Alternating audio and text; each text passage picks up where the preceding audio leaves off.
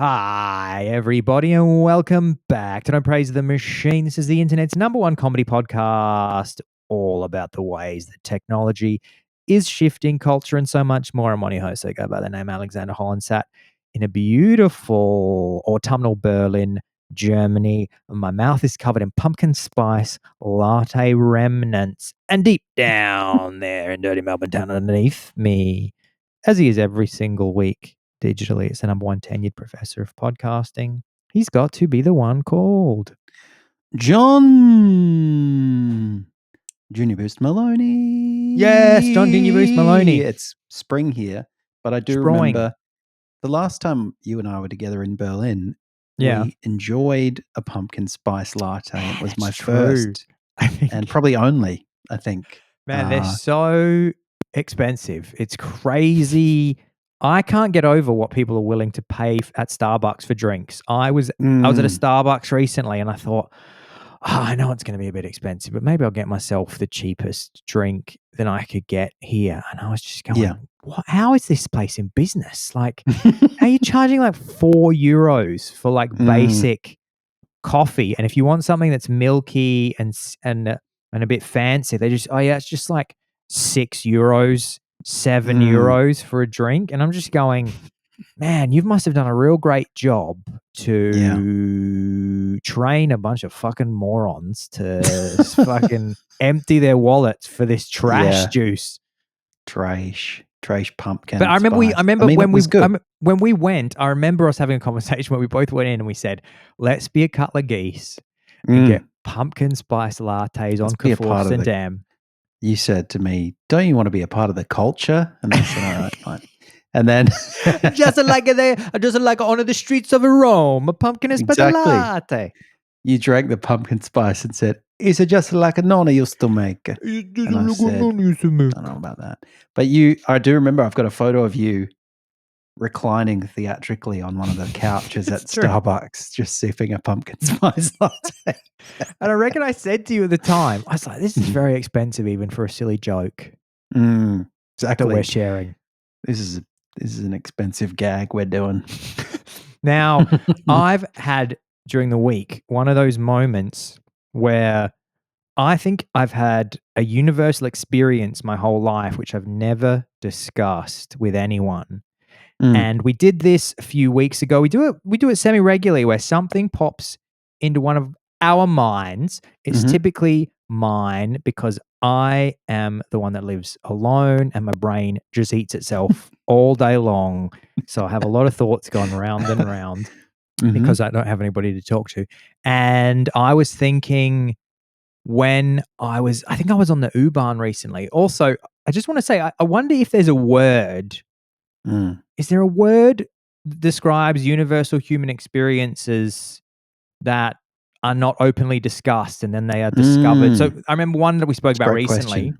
Yeah. I said, does anybody else out there drop items and put their foot out to break the fall of the item that you've dropped so it doesn't smash like a mug? I've done this so many times. I've dropped fragile objects and my brain goes, you need to reduce the impact of the object. So stick your foot out, allow the object to strike your foot. Try as best you can to even guide the object down a little bit, like you're doing incredible soccer football control. Yeah. And I mentioned tactics. Maradona tactics. And we had a whole bunch of people write in afterwards and say, I've done that so much as well. And I mean, to me, it's what makes you an artist, because I've always thought it's the mark of, say, a good book is to identify those kinds of things that make you go, geez, I never thought about that as, I mean, maybe I never even thought about it, but I certainly never thought about it as anything that anyone else was doing aside from me. And then you realize it's just something nobody talks about, but everyone knows what it's like. You know, and I think the internet's great for that because people will do little memes based on those kinds of things. Like, remember when you were a kid and this used to happen? Yeah, and you'll think, actually, I do remember that, you know. And sometimes it'll be like, remember the Ninja Turtles? And you'll be like, yeah, no shit. But then, you know, sometimes it'll be much more specific. There was one story you posted recently on the DPTM Instagram about watching Unsolved Mysteries as a kid and getting kind of freaked out by it, and seeing sort of flitting figures in the corner of your eye. And I really related to that because I always used to freak myself out watching that kind of TV as a kid, and then like run to my bedroom when I had to go to bed. I remember being terrified of the X-Files. I remember watching those X-Files episodes where there would be a family living in a farmhouse, and the child would go to bed, and the child would see flashing lights out the window, and it'd look out, and it would look like off in the distance there was a craft and a kind of backlit figure staring across into the house, and the child would scream and jump in its bed and go, "Oh, it must just be a dream." And then the child might sort of lay in its bed for a while, and the next shot, the child would look down the end, and there would just be like a grey alien head at the end of the bed, staring at the child. And that's what I used to think. I used to think there would be a grey alien. But what I wanted to mention, and I want everybody to have to write in and say if you've had this experience, because I've had this my whole life. This is the first time I've ever mentioned it to anyone. Have you ever had the experience of you're thinking about something pleasant and you're actually not even aware of the fact that you're thinking about something pleasant? This only becomes apparent to you after the pleasant thought. So typically with me, it's that I've realized there's something that I'm enjoying thinking about. So sometimes this is like I'm fantasizing about something that will never happen. This is often for me. I fantasize about being interviewed on famous programs and by people. And I BBC there's something Radio about my 6. What's that? On BBC Radio 6. On BBC Radio 6 Music, I imagine being interviewed. And I'll be basically daydreaming. My brain knows I'm enjoying thinking about this. There must be some dopamine release or something to fantasizing about that. Another thing might be I'm fantasizing about like a conversation that I'm going to have with something I'm thinking about in the future. I'm thinking I could do this in the future. And then something distracts me from the pleasant thought that I'm having. Maybe like another thought maybe comes in, as our brains do. Yeah. And I forget the thing that I was enjoying thinking about, but I remember that I was enjoying thinking about it, and I become really frustrated, and I desperately try and remember the thing that I was enjoying thinking about. Yeah. And it's such a totally weird relatable. experience. Yeah. To just be like, go on. You remember the pleasant sensation, but not the content. Yeah. You remember like the residue of the thought. Exactly. It works the other way for me too, because this happened to me like a couple of days ago now that I think about it, where, my mind was just running over the day's events, and I thought about something, it might have been like a slightly awkward social encounter or some work that I had to do, something that just makes you go, gives you a little dose of stress hormone. And then the same thing happened. I forgot. And I had this moment where I was like, what was I nervous about? Or what was I like fretting about a second ago? And then I could just remember the feeling. And then I was like, oh, it's probably nothing. And then I thought, wait, what if it was something significant? And now I'm fretting about forgetting it. It's That's like, right. Fucking hell. Yeah. Yeah, that happens to me all the time, and I want to know if people, and what a bizarre experience to have, to go, oh, I wish I could remember what I was thinking about so I can think about it again and get that same amount of pleasure. It's so weird. Yeah, why doesn't your brain just go, here's something else that'll give you a similar amount of pleasure? But you go, I want to get back to that nice thought. What was it? I've had that same experience that you mentioned as well, where you think about something that your brain goes, oh yeah, you better sort this out. And you just think, oh, well, I'll sort that out. And then some other thought comes in. And then you go, hang on, I was slightly anxious about something. Fuck. Yeah. Fuck. What was it? I know. It's terrible. And then sometimes this often happens 3:00 in the morning when you wake up, and you spend like 10 minutes trying to remember what this thing was. And then I'll go, oh yeah, no, that's not important. That was just like, I've got to fertilize the roses or some shit. Yeah. But the thing that it makes me think of is when I used to when I used to study this stuff, about the brain and whatever, there was this guy who Oliver Sacks wrote about, who basically had was one of these guys who lost his ability to create memories. And so he only had kind of very, very short-term memory, and then it would all just kind of fade into nothing. So, you could sort of have a chat to him and he'd be fine, but then a minute later he'd be like, wait, sorry, what are you doing in here? And who are you again? And what are we talking about? And, but what they found was that they could sort of basically keep him in a good mood by just giving him, like, if he had a pleasant experience, his mood would outlast the memory of that experience. So if you played a game with him, or he liked going to church because he liked the sort of meditative aspect of that experience, so after he left, he would just be in like a pleasant mood afterwards, even though he had no memory of actually doing that, which was a similar thing. He had the residue without the memory. That's crazy. It's crazy that our feelings have a residue for which we seem to forget the thoughts that created them. I've also had this is recently deep cast. This is I've misled new viewers and listeners by saying it's a comedy podcast about the way technology is shifting culture. Maybe we could just say, maybe we could talk about the fact that one of the companies that I didn't mention last week when I was talking about all the Musk enterprises was Neuralink, which is his brain chip company. There's going to be some crazy things happening with. But also, what I wanted to say to you, maybe this is an experience that you've had. Maybe you can help me, because this is also giving me deep panic. Is for the first time in my life at 42 years old, I have started to realize that I have started to forget the names of people and celebrities if I haven't thought about them for a long time. So when I was younger, I could go and do a pub quiz and they would show the face of a celebrity and I would instantly go, even if I hadn't thought about that celebrity in years, and some B grade celebrity, I would get it. I'm having a few experiences now where it seems if I have not accessed the memory, like if the drawer in my memory closet has got too dusty, then I have had a couple of experiences where I've gone, I can't grab the name. So I might be demented. I think I've had those experiences ever since I had a brain, so I'm not too worried when they happen. But but they're certainly getting slightly more pronounced. I mean, I will sometimes forget the names of people that like I was housemates with for years or something.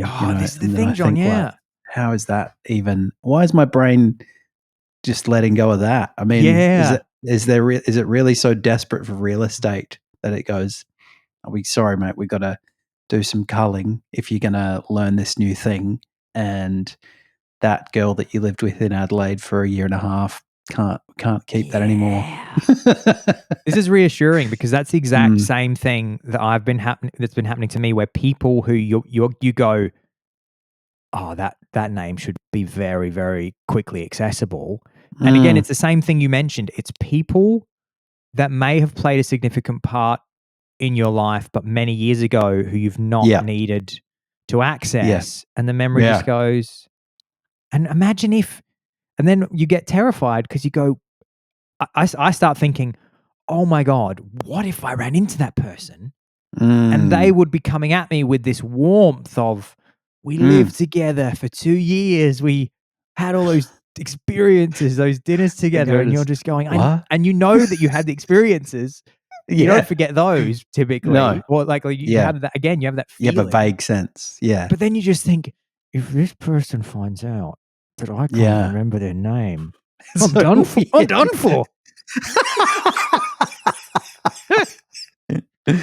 Yeah, it's true, because even though we all have those experiences, we're all mortified of what we would make if somebody forgot my name from 15 years ago. I wouldn't give a fuck, but somehow I would be horrified to do the same to them. Yeah. And maybe I would think it was a bit weird if I'd lived with them or something, but I don't know. It's just part of life. And I also have this thing which happens to me probably with slightly increased frequency. Last time I was back in Adelaide, I walked past a guy and he kind of caught my eye in this way, like, "Hey, it's me." And I was like, kind of just thought he was being friendly and looked back at him. And then I thought, I think that guy was trying to start a conversation, like was trying to catch my eye to be like, "Hello, John, I haven't seen you in Yeah. ages." And my brain wasn't quick enough to identify where he was from in my life. And I still don't know. I have a vague memory of conversations with him, but I can't contextualize them. So he's just lost in the ether now. And I kind of wish I'd stopped and figured it out, even though it would have been painfully awkward because I would have not only forgotten his name, but where I know him from. Mm. Which actually reminds me of, I mentioned this on the newsletter a few weeks ago, but I don't think I've raised it on the cast. This encounter that I had at Singapore airport where I was on the travelator Yeah. and this guy behind me was like, "John, John," and I turned around Yeah. and then he goes, I'm pretty sure that's what he said, right? And then he Okay. goes like, "How are you, mate?" And I'm like, "Oh yeah, good, good. How's things?" And he's like, "Yeah, great. I'm drunk. I'm really drunk. I've been, at He the said airport this. bar." Yeah. And I said, "Oh, you been at the airport bar?" He said, "Yeah, mate, been at the airport bar." And I said, "Where are you going?" And he said, "London." And I said, "I'm going to Melbourne." And he said something like, "Oh, that's the shit, isn't it?" And I was like, "Yeah, yes." I didn't really know what he meant. Um, and then he said, "Oh, my wife's going to kill me. I've got to get to the gate. I'll see you, mate." And I was like, "Who the fuck was that guy?" And I'm sorry if it was you and you're listening, because I just couldn't figure it out. And I thought like maybe it was somebody, like it felt as though it could have been, we used to go to house parties and things in London. Could have been somebody that I would talk to when I went to those parties who I just kind of didn't have much to do with outside of that. And so Yeah. it's so context specific and so kind of dormant in my brain that I just didn't retain it. And I always feel, as you pointed out to me once, and I kind of comfort myself with it, that like people will go, "Well, that's John because he's like the only person I know on crutches," and so that's kind of a specific neurological. That's like a specific file that they keep me in. Yeah. So there's a lot of asymmetry sometimes when people go, "That's your John," and I go, "I don't remember you as well," Yeah. but yeah. You didn't recognize his face at all. Nothing about him said, I He know this kind of had a person. faint glimmer of familiarity. And look, he might not have even been talking to me, and he was in a kind of pissed conversational mood, and I misunderstood the encounter. But I felt like he was saying my name, Yeah. and that's what made me turn around. And maybe he just says that, "John, John," and starts conversations with people, and he has a very low That's strike rate. clever. If you feel slightly isolated, just pick the most common male name, Exactly. and eventually you'll find one. If you do it, if you were probably the 35th person he'd done that to, and you were the only one who Exactly. didn't go, "I'm sorry, I'm not John." Yeah. And he's gone, "Yeah, that was a good conversation I had." And that guy will forever be confused by it. The other thing that I find annoying is when people who you've met in passing, who should know that you are not going to remember their name or potentially who they are, Mm. don't come at you with a, "Hey," like the courtesy to say, "I'm so and so. You met me here." Like, I think it's worth having a bit of awareness that there could be encounters where Yeah. perhaps you are just going to be more prone to remembering that person than they are you. Like, for Yeah. example, you know, like if there was a house party Mm. and that had 19 people at it that Mm. all knew each other, Mm. and so they'd been friends for years, these 19 people. And Yeah. then I turn up to the house party Yeah. because I'm invited by one of them, and I Yeah. meet 19 people, and I Yeah. have to Yeah. Yeah. remember Yeah. 19 people. And then, but they all know each other, and they're all meeting Mm. me. And for them, I'm the novelty because I'm Mm. just the one unknown person.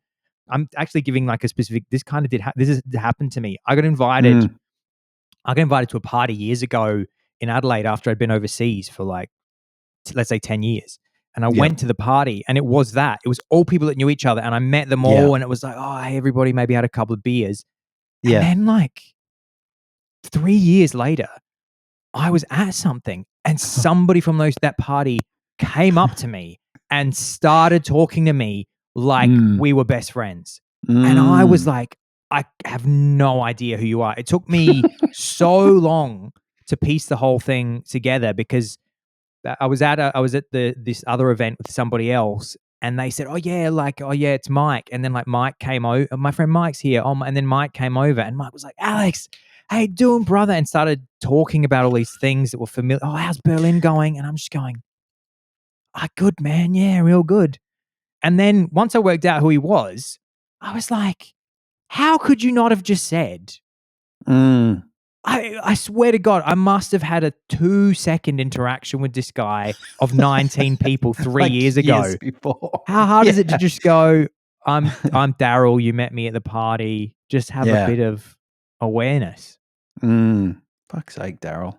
I ran into someone yesterday in an elevator, and they said, it was a woman. She said, she kind of made eye contact with me as I entered, and I thought, she's just another woman flirting with me, no big deal.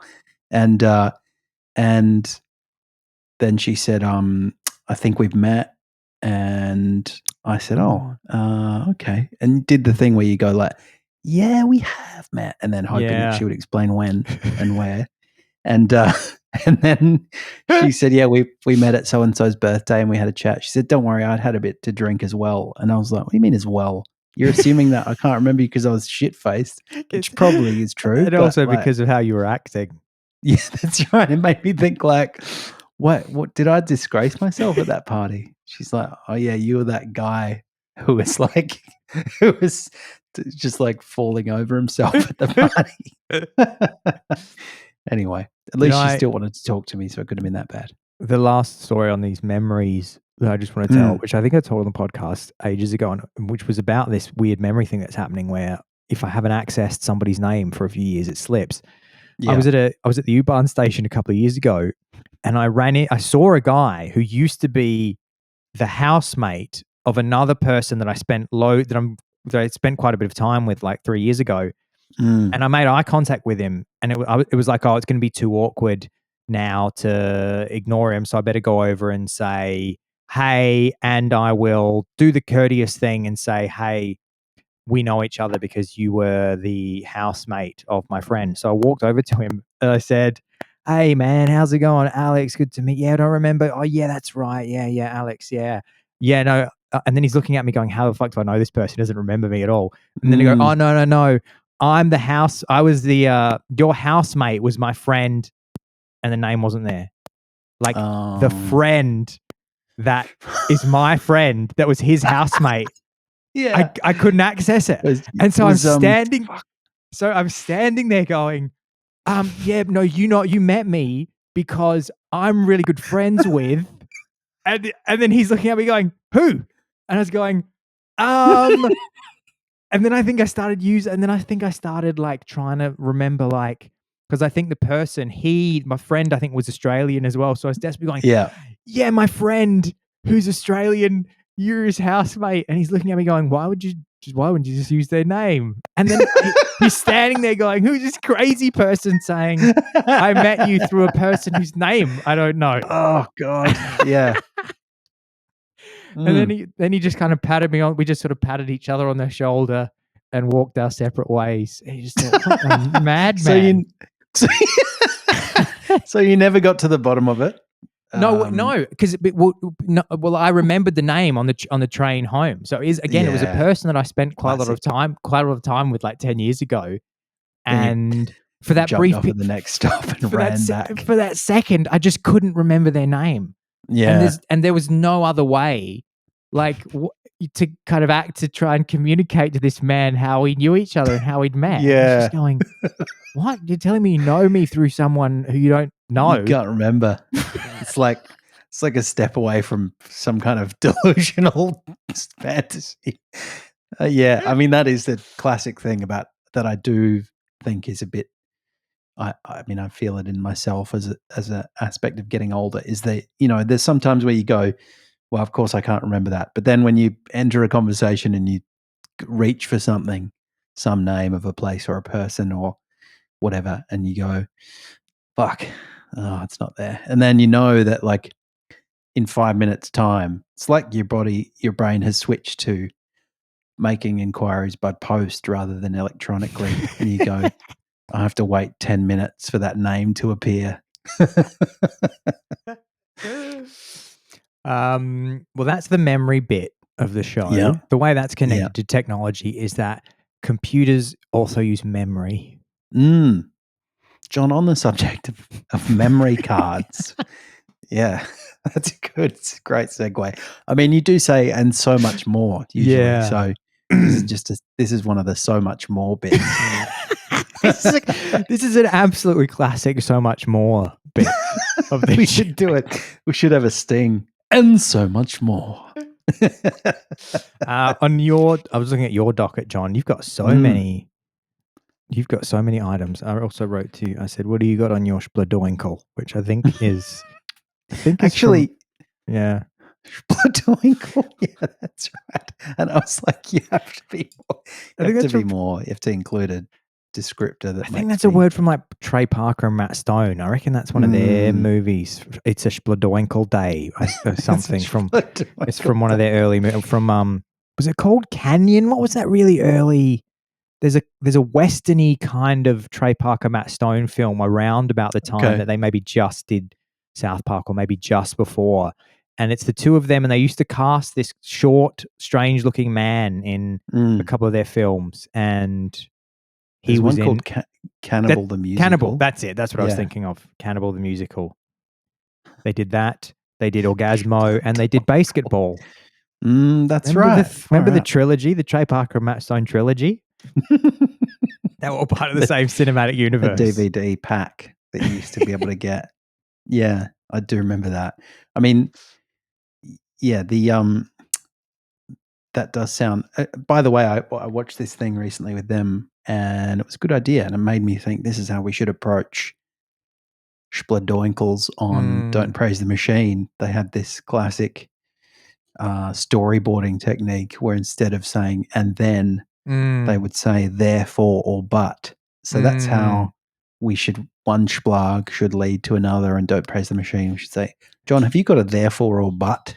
Yeah, that's a good point. That's a good segue, actually. So, yeah, do you have a therefore or but that ties to the end of the bit about losing your memory? Yeah, I actually do, and I don't want this whole episode to just be about memory. I mean, whatever, it's interesting enough. But a couple of episodes ago, I was proud to announce the coming of Bongus John Jr. In January. Bongus Maloney. Bongus Maloney. Bongus Spladoinkle Maloney. And I want to thank everyone who reached out to say congratulations, etc., which included, people who, maybe friends of yours, who I don't kind of have occasion to speak to regularly. So that was very nice. Did you hear from some of my friends directly? I did. Yeah, I can't remember any of their names because I'm too old, but I did. and that was very sweet. And then I kind of had this lingering anxiety that somebody would come out of the woodwork who I knew quite well and be like, mate, are you having a baby? You didn't tell me that. Yeah. And then, of course. And sure enough, that kind of did happen. A friend of mine called, and we just hadn't spoken in a while, and she very kindly congratulated me, and we had a lovely conversation, but it just kind of further inflamed my anxiety about this. And I thought that is kind of an interesting feature of modern communication, and particularly tech-based communication, that it's all become very fragmented. And I had this recollection of how that would have used to be, done. So, for example, when my little brother was born in 1995, even back then, I'm sure that my mum, when she was pregnant, sat down and just kind of looked at the address book next to the landline phone and went, okay, this is so-and-so, so I'll give them a call, tell them that we're having a baby, then we'll call the next person. Probably there was a bit of that going on, whereas we don't do anything like that anymore. And obviously I have however many kind of scraps of conversations in WhatsApp and Messenger and Instagram chats and various bits and pieces all throughout the day, but it leaves you completely unaware sometimes of who you've told things to and who you haven't. And I was complaining about I was asking a friend of mine who just had a baby if this had happened to them, and literally like an hour after I mentioned this to them,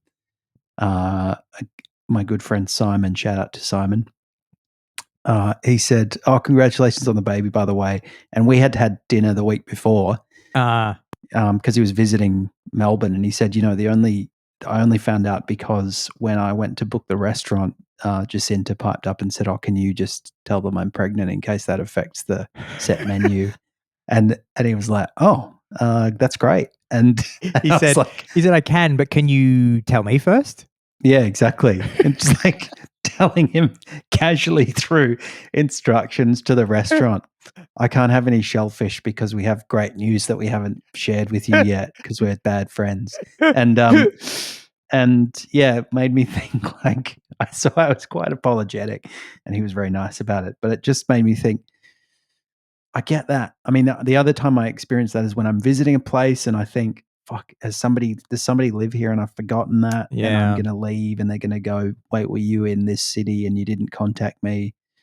And part of that I think is tech, because we just don't have like a centralized mechanism for communicating with everyone we know. We think, I feel like I mentioned this in a thread. I can't remember if Bob was in that thread. I think he used to be, but then he left. It's like there's no like, well, I'll just call them. I don't know. Maybe they should be. Maybe I should just go through my contacts on my phone and just it sounds just like message all. It sounds like a gap in the market for a piece of technology that you can build some sort of platform that maybe ties into other platforms. And it would be a platform where you actively add people to different sections that require different levels of notice about different things in your life. Because I think for a lot of people, we've all become quite lazy, and a lot of people have thought, "Oh, well, if there's something important that I need to announce, which is for everybody, I can just throw it up on Instagram." But then, of course, things like having a baby, it's not really appropriate unless you're a sort of weird attention seeker to announce on Instagram that you're pregnant. But then again, there's also nothing. There's not really a social media platform where it's appropriate to tell people that kind of news. And this reminds me of how I managed my 40th birthday party by creating a list of, these are the people who I would feel bad if they didn't come to my 40th birthday party. And it took me quite a long time to make the list, but that list has become invaluable to me ever since, because I've had other things, and in fact, other birthdays, and I've had other things that I've organized that I've thought, well, I don't want to forget anybody.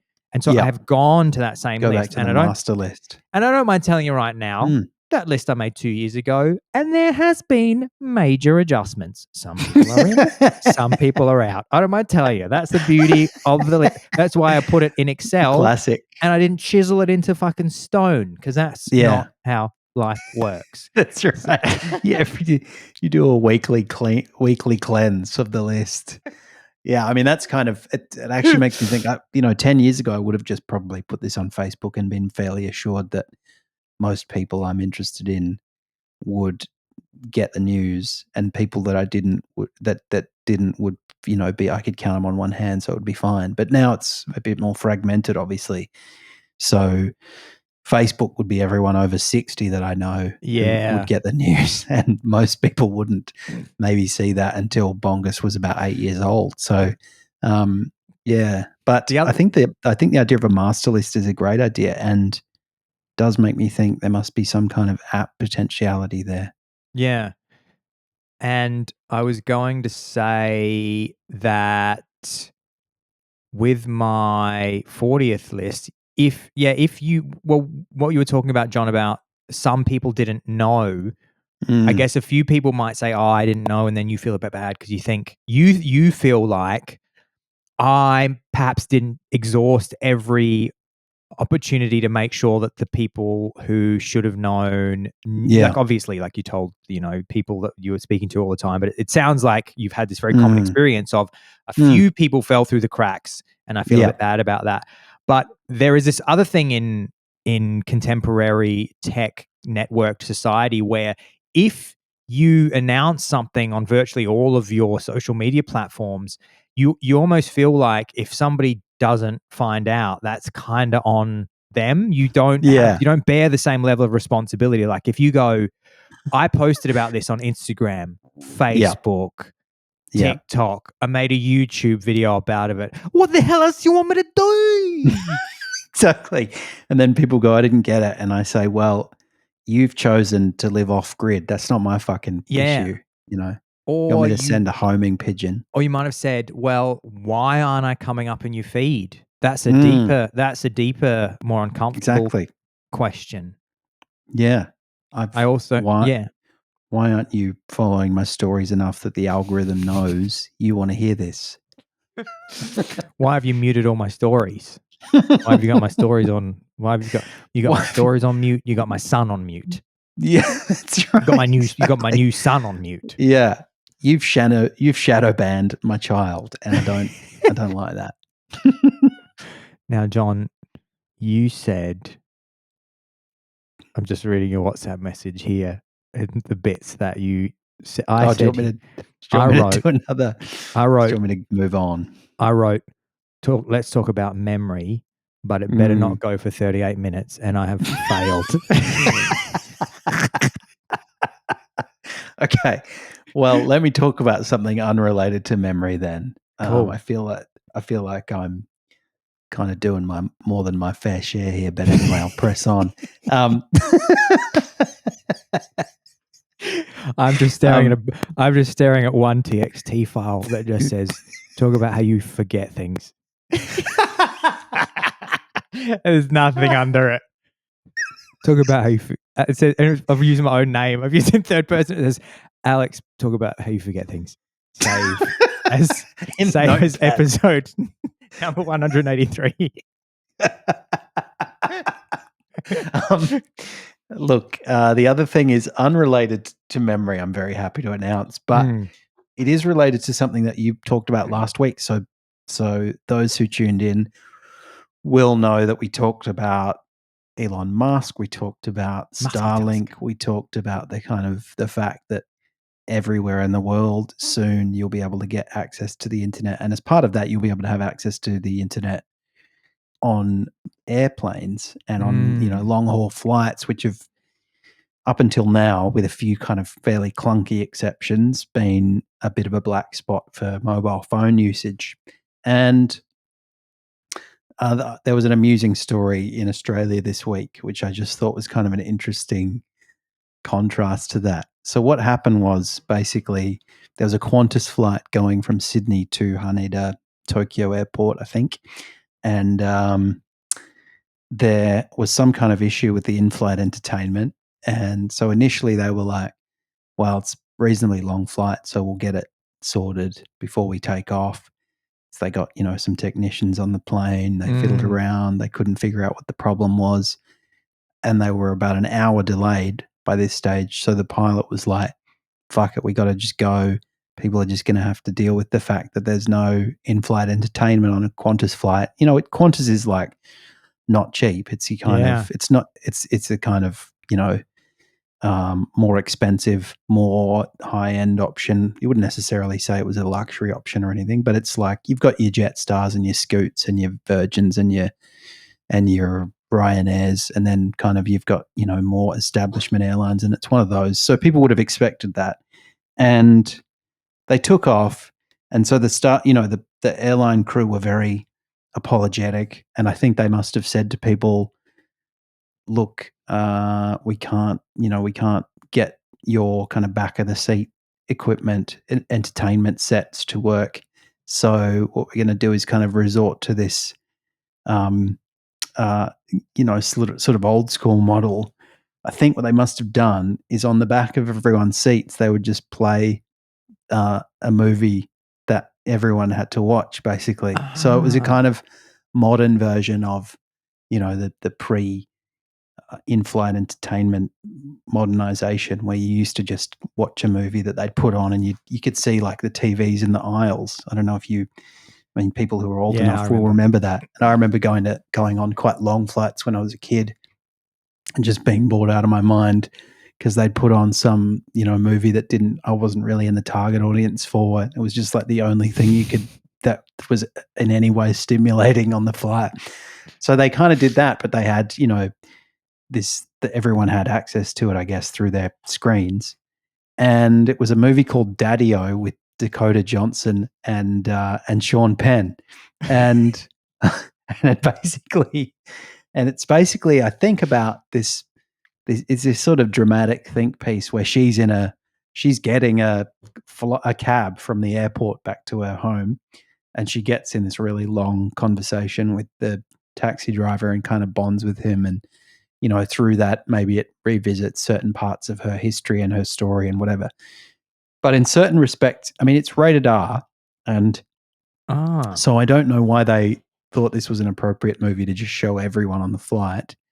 There was some suggestion that they'd kind of done a bit of a impromptu poll, and that was what people wanted to see. I don't know how they conducted that, but they put on this movie Daddy-O, and it's got various kind of explicit sexual content in it. It's got some scenes featuring nudity. It's got, according to one article, images of exposed genitals and sexually explicit text messages. So there's one scene where Dakota is sexting with her boyfriend in the back of this taxi, and he's talking about, having a throbbing member and whatever else. So all these kids are like watching this movie on the back of their seat. And so people started kind of, tweeting about this and, saying Qantas played an inappropriate movie for the entire flight. And according to them, there was no way to turn it off. So it was basically kind of like they'd like overdrived their entertainment systems and just forced them to watch this kind of way adult to turn it off. Yeah. So they were just forced to sit through this kind of erotic Dakota Johnson movie. And they're all like, and somebody else said, it was impossible to pause, dim, or turn it off. Here's the kicker. The movie they played was extremely inappropriate. It featured graphic nudity and a lot of sexting, the kind where you could literally read the text on screen without needing headphones. Another passenger said, the airline eventually made the switch to the film Inside Out 2, followed by a New Zealand nature show after playing, quote, 40 minutes of penis and boobs. and then someone else said, these poor kids and parents, because you all should have heard the audible gasps across the plane.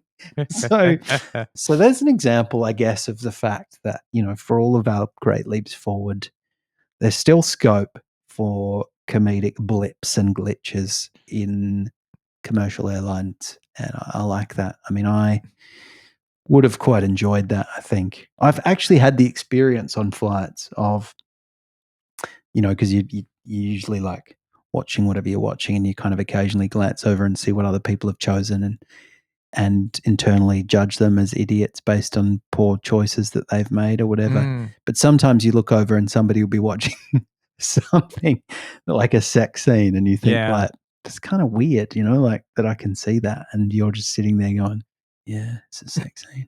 Like just in your seat. Just wait until there's internet on your plane. Oh man, that's the thing. People will get bored and they'll get horny, and things will go wrong. I was in a cinema once watching a children's. It was the Piccadilly Cinema in Adelaide, beautiful cinema on O'Connell Street. And I was watching a children's film. I was a child. I can tell you what year it was because I don't remember the film that I was trying to see, but I remember the film that they put on by accident for 5 minutes. And so I would have been in 1990. Okay. So I would have been 7 or 8 years old. And I was in the cinema watching a kid's film. And suddenly Misery started playing from acclaimed horror writer Stephen King, starring James Caan and Kathy Kathy Bates, Yeah. which has a very famous scene in it where she breaks his legs. We didn't see that, but the film started and everyone was going, all the parents and kids were going, this doesn't look like a fun 1990 kids film. Because he like starts with him getting in a car accident, I think. Yeah. Do you know the premise of the film? It's really interesting. It's good. It's a good premise. The premise being that it's somewhat it's a somewhat eternal story of weird parasocial nutbags where he's an author. James Caan plays the author. The author writes this famous series that's very popular with all these different characters. He keeps releasing books. And then in one of the books, he kills off one of the characters, as authors do in their book series. We're talking about Game of Thrones. We're talking about Harry Potter. It always happens. And it just turns out that some nutbag obsessed fan loved the character that he killed off. And so I think this is right. I think she instigates the car accident and then pretends that she's just a good Samaritan passerby, played by Kathy Bates. And she says, you're in a terrible car accident. I don't think it's just by chance. And then she takes him in and she says, look, I'll help nurse you back to health. And he says, why don't you just call the ambulance? And she goes, no, it's fine. It'll be just totally cool if you just come back to my house. And then he's like bedridden from the accident. And then she starts saying to him, I know who you are and you're that author and you killed off my favorite character. And here's a pen and paper and you need to write her back into the story. And he's just going, oh no, this fucking woman is fucking mental. I think he's got a manuscript in the car where that happens. And then she reads the manuscript and she's like, you're going to kill this character. Fuck you. And then. Wow. So maybe it was by chance. And then turns on him and then, hobbles his legs. Yeah. So that he can't get away. Says, I don't care that you're an elf. Get out of my life. I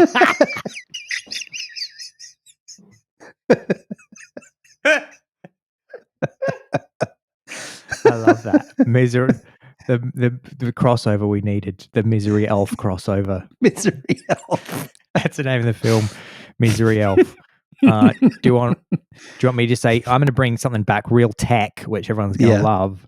All the people that have been waiting 48 minutes for the tech bit. Nah.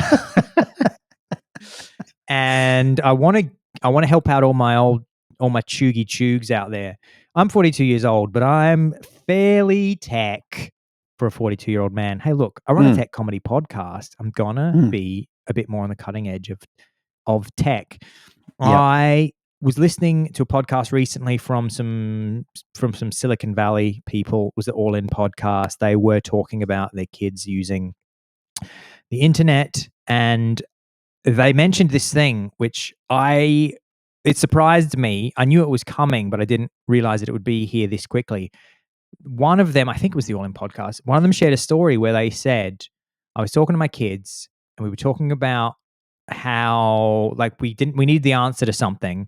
And I said to my kids, let's just quickly Google it. And they looked at me like I was the cheugiest fuck. And they were like, are you talking about that thing that brings up all those dumb blue links that you have to sift through? That's for dusty old people. We just use ChatGPT for everything, which is crazy to think that shift has now happened. And it is a generational thing. Obviously, I'm using it. Lots of people are using ChatGPT. But I'm very much using Google more than I'm using ChatGPT. Totally. But the kids were saying, we are now already becoming accustomed to this other type of accessing information. They're the early adopters that are going, no Google for us. And it was actually after hearing that I went ahead and I installed 3 different large language model apps on my phone, and I have been trying to use them not necessarily more than Google, but I use them a lot. So I have a little on Android, maybe it's the same on iPhone. It's called a drawer when you stick a whole bunch of apps in the one little circle on your screen to save screen space. And I have a drawer that has ChatGPT, Claude, and Perplexity. Let me tell you something. Okay. Anybody out there that hasn't used Perplexity, Perplexity is fucking sick. Perplexity is like if you combined ChatGPT with Google. So it's like it's like a midpoint between a search engine and a large language model that uses natural language, where you ask it questions and it gives you its answer in natural language like ChatGPT does, but it also gives you the sources from which it's pulling and collating the information. So if you were to say to it, can you tell me about can you tell me about 3 of the most popular food festivals in Berlin? And it will give you the answer so that you don't need to click any links, which is of course the advantage of one of the major advantages of these large language models. It just tells you, it says, yeah, here it is. I'm going to tell you, these are the 3 most popular best food festivals in Berlin. Bang, bang, bang. Just so you know, I got those answers from here, and it shows you all of the sources. And then it's like, so if you want to go and look at those yourself, you know, I can only give you what I was at, you know, this is as a large language model, I'm kind of making a somewhat subjective choice. So you might want to go away. That's great. Get on Perplexity. Hell. Yeah. Because I was thinking as you were talking, you know, if everyone, because these sources are obviously scouring the internet for information, and the thing about Google is obviously, you know, and there's a whole, I mean, for years and years, there's been people trying to, you know, game Google. I mean, I remember working for a law firm like 15 years ago, and they were trying to kind of write blogs and do all this crap to get SEO. more. Yeah, that's right, to get more Google hits. And all of that, if enough people shift away from that, all of that's obviously going to change in value. But also, the thing about Google is it gives you kind of a variety of sources that you can use and you can compare and you can collate, whereas ChatGPT just kind of gives you an answer. And yeah, I mean, I guess that's why alternatives are better, because you don't really know where that answer's come from. But also, even if this other thing, which I've already forgotten the name of, Perplexity gives you the I feel like just by talking about memory problems, you've made mine worse. It's one of those hypnosis tricks where I'm like, that's right. Forget your own name. What's your name? Yeah. You're like, oh, you Darren Brown me. Don't panic. Remember, you can remember. You can remember. Piss your pants. You've pissed your pants. No. Yeah. So Perplexity, it gives you these sources that it's looked at on the internet. That's all well and good. But if all the kids are just using Perplexity and nobody's going on the internet to find this stuff, then I wonder if over time the currency of and usefulness of that information that is on the internet will start to degrade, because why would you keep updating these things if nobody's Googling it? And then you're asking ChatGPT questions and it's giving you the answer as it was in 2024, even though it's 2050, because everyone's just been asking ChatGPT for 25 years. So what happens there? Yeah, it sounds like it's basically everybody's been operating under this paradigm of, or within this paradigm of, like search engines. We just accept that internet is search engines and websites, and that's how the internet works. And advertising, you pay to get your things on Google. Google makes money from advertising. It gets to be one of the most powerful corporations in the history of the earth. And these large language models are challenging that, because if you don't need to go to the web, so let's take ChatGPT's a better example, because it doesn't even show you the sources. So like, if I search for what's the best pair of Nikes for running, if I search for that on Google, Google's going to give me a whole bunch of things that Nike paid for to be there. Nike pays to have those search results come up in paid search. Google makes money from that. That's how that model functions. But what happens if ChatGPT just goes, here you go, this is what I think the best shoes are. And you have to assume at this point, you assume that you're getting a result that's not based on Nike having paid specifically for that result. And now it even becomes more tricky if people have now it becomes even more tricky if we start having discussions where advertisers pay ChatGPT or a ChatGPT like service to give the answer that they want. So it's not truth. It's based on, and I mean, even ChatGPT's answers, you could argue, if somebody's been excellent at SEO, search engine optimization, which is what you mentioned before, John, then probably that is the answer that ChatGPT might give as well. Yeah, it's just who's been the best at flooding the internet over the last 20 years with the answer that they want. Encountering that. Yeah, that's right. Yeah, fascinating. And then obviously it's just giving you that in a way that's arguably even less transparent than a Google search result, because you're just getting the answer and you don't have a sense, even a kind of sense through links of like the process that's sitting behind that and the curating that's sitting behind that, which might be, I mean, obviously people have already complained about the fact that it's cagey about addressing certain topics, frankly, and kind of gives you all this sort of word salad if you start asking it to say inappropriate or controversial things. And that can only get worse as the monetary attraction for these companies of just giving themselves over to multinationals becomes too great. And then we start saying, how many liters flow through the Amazon basin every day, and it says, well, I can tell you how many liters of Pepsi Cola flow through it. Delicious sweet Pepsi. Don't you want one now? Just shoot it at this, like a big Pepsi can just shoots towards the screen. Yeah, that's right. I actually used it probably for the first time just a couple of days ago to answer a legal question, because I just wanted to test. Oh, cool. I knew how to find the answer. It was just like, sure, what section of this act has this in it? And I thought, I just want to see if it'll kind of shorten this process for me. So rather than going and looking at the act, I asked it, and it did. It gave me the correct section, and then I went and looked at the act and found it. Wow, which that's was dope. Which was great. And then I thought, what's to stop somebody from doing this instead of paying me to do it? Oh, jeez. Man, I wrote to you in the week because I had my first conversation with ChatGPT, and although it being quite thrilling, man, did it make me think, oh, this feels kind of dangerous, because I always thought of myself as being somebody who was very, very conscious of. It's like what we were speaking about just a couple of weeks ago, how I've walked through the world thinking, oh no, look, I know these technologies are going to be tempting, but I'm always going to want something real.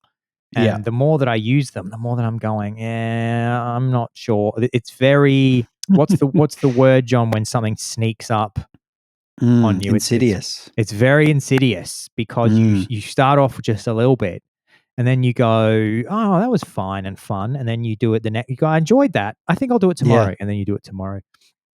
I had a conversation in German with ChatGPT, and my mind was getting blown.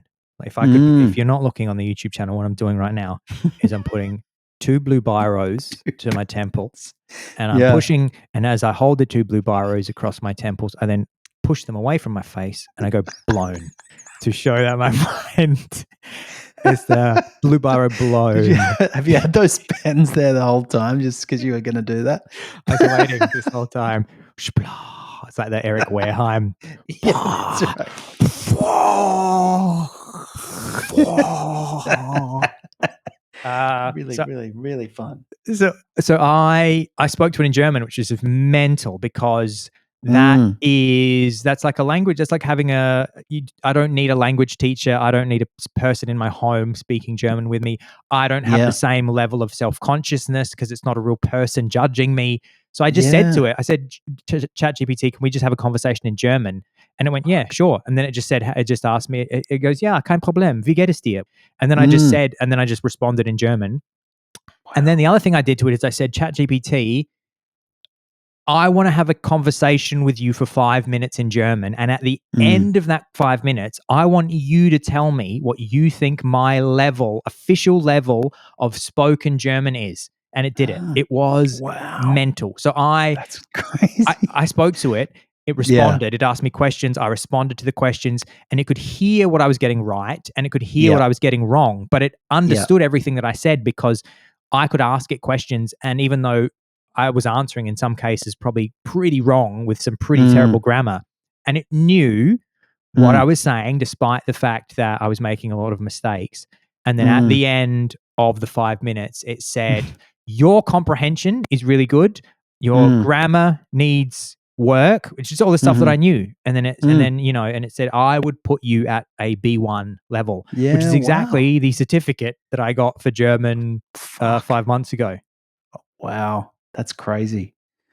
And then you said, can you call me a naughty boy in German? It does everything. I don't know what naughty is actually in German. What I'm just trying to think. What would what would be if I was a dirty boy? I'd probably be like maybe a dreckig Junge. What's dirty boy? Or schmutzig Junge? Let's say. I'd say my guess is going to be dreckig Junge or a schmutzig Junge. What is dirty boy? So dirty boy, I was close. It could be schmutziger Junge, but apparently schmutzfink, which I love. I didn't know that fink was a word for a boy, but I love that. I love schmutzfink. That could be a new word for dirty boy. Schmutzfink. Oh, yeah. Grammar is terrible, you dirty boy. You Schmutzfink. Du bist ein Schmutzfink.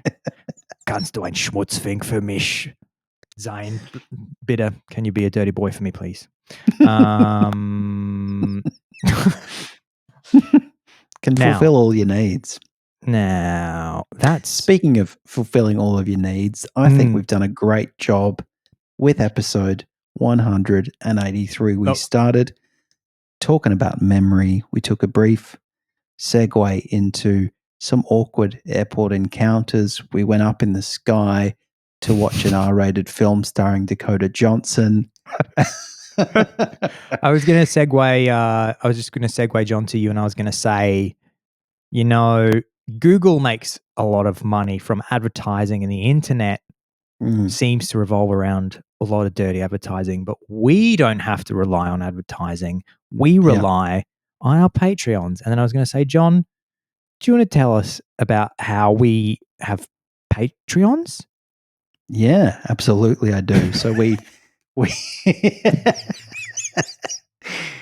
so if you go to www.patreon.com/DPTM, you can see all of the tiers that we have available.